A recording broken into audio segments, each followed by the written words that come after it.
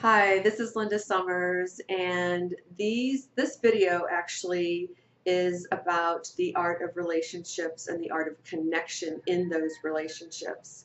And what I do is I'm helping couples to tap in and be turned on to restore romance and intimacy into their lives by going through several exercises to get them more connected. And the reason I'm doing this is because I have found that people in relationships have gotten very disconnected, first and foremost with ourselves and with our partners. And I just felt it really important to bring people back together to connect.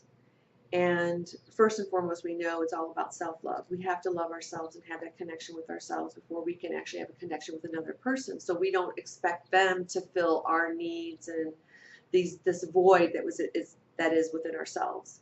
And everything that I'm going to be sharing with you today and everything that I'm teaching couples is I've done myself. I have gone through falling in love with myself. I have taught these classes and with a male. So I'm very experienced in how to do this, and it's very, very effective. So it is called the Art of Connection. And what I'll be talking about today is the breath, presence, touch, and honoring the masculine and feminine in the five love languages.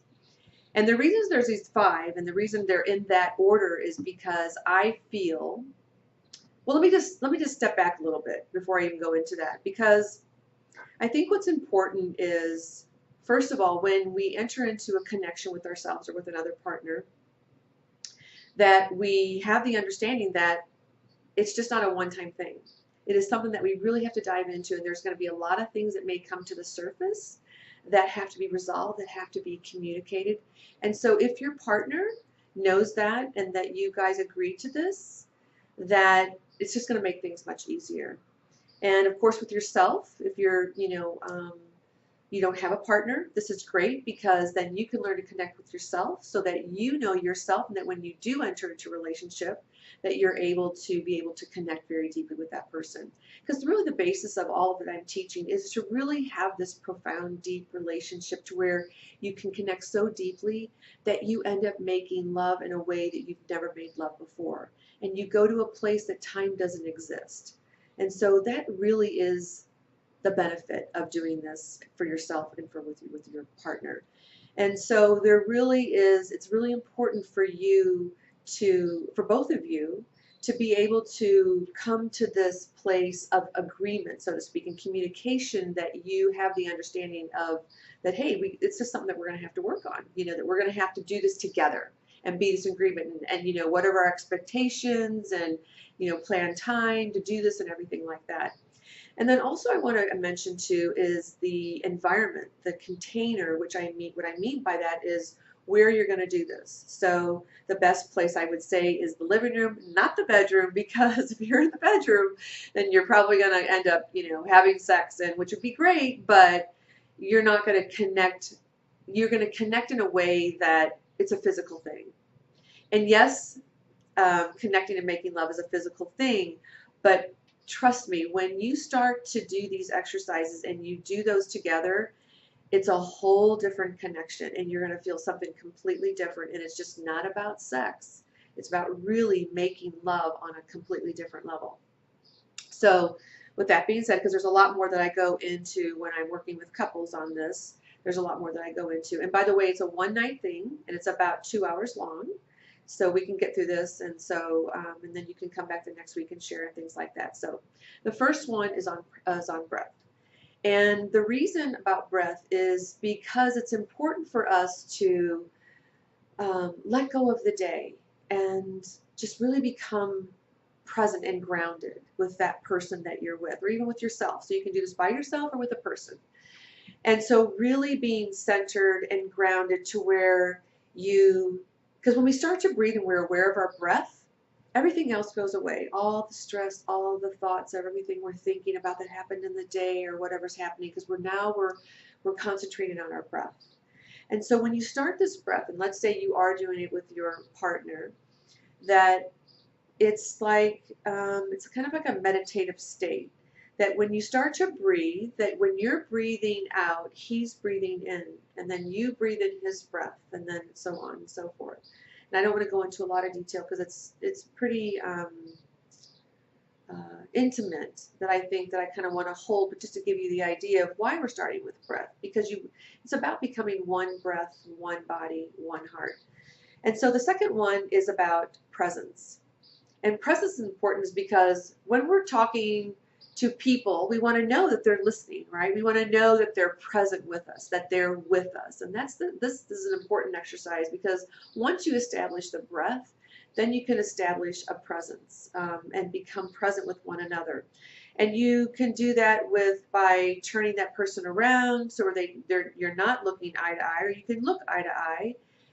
But you really, just to become with them and just maybe, put your hand on their head, or, pull their hair back or something, just to know that, hey, I'm with you, you know.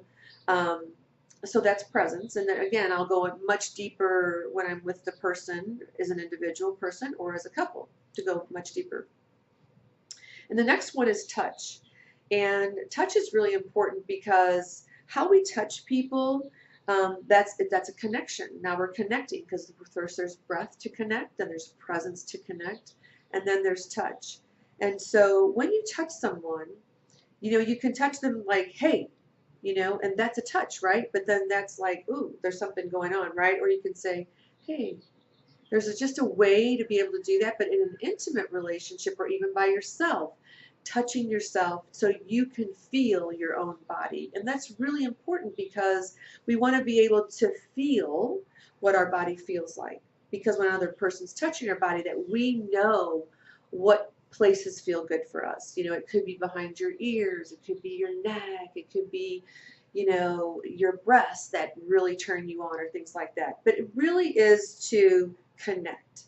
And so touch is really, really important. And again, when I do when I'm teaching this to a person or to a couple, I will explain more about that as well. And then there's the honoring of the masculine and feminine, which I think is really important as to what you love about that person. Now, you could do that in writing and write little love notes to that person, but in this exercise that I'm working with couples, it'll be actually having them say what it is they love about each other. So I think that's really important, because we can go through a relationship and not really know what's important to that person. My partner and I are doing some workshops, and we're doing some art, sensual texture experience art, that is all about sensual texture. So that's another aspect that you want to know, like maybe he likes shiny, maybe he likes leather, maybe he likes fur, the touch of that, right? So it's knowing these different things. It's knowing the scents and stuff like that. And that's another thing, that when you set up the container, you want to set up the scent and candles and the environment. Maybe have some music playing that you both love. Because if you don't know what kind of music, and you don't know what type of scent they like, or the kind of perfume, then it could really bomb out. So, but it's really important that this whole dynamic of appreciating what you love about the masculine and what you love about the feminine. So they feel appreciated, and that they know that you are connecting with them, you're breathing with them, you're present with them, you're touching them, and then now that you know them at a much deeper level. And then the last one is about the 5 love languages. It's an awesome book, and according to him, there's 5 love languages, and we're probably all of those, which are the acts of giving, community service, physical touch, quality time, and words of affirmation. And we're probably all of those, but there's probably one that's prominent over the other. And so it's really good, because this is a way of how you give and receive love. And it's good to know how you give and receive love, because you may receive love differently than the other person. You may give love differently than that person. For instance, mine is quality of time and physical touch.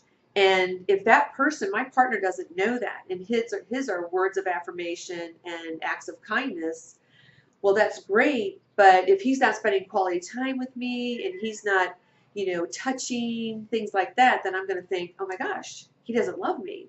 And he's like thinking, well, I love her, but so he doesn't know. So these are really, really, really important to to know these things. And so again, I go through this in a lot more depth, and I spend a lot more time with you. I'm just giving you an overview, really, of the art of connection and how important it is in the art of relationships in general, because we are constantly in relationship with something or someone in our life. And so when we can first come into relationship with ourselves and have that self-love, then we are able to make a connection and have a relationship with somebody outside of that. So again, this is Linda Summers, and thank you for tuning in today.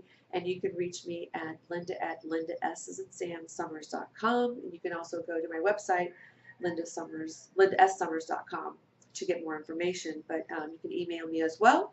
And email me if you'd like to have a session. We can do that over Skype.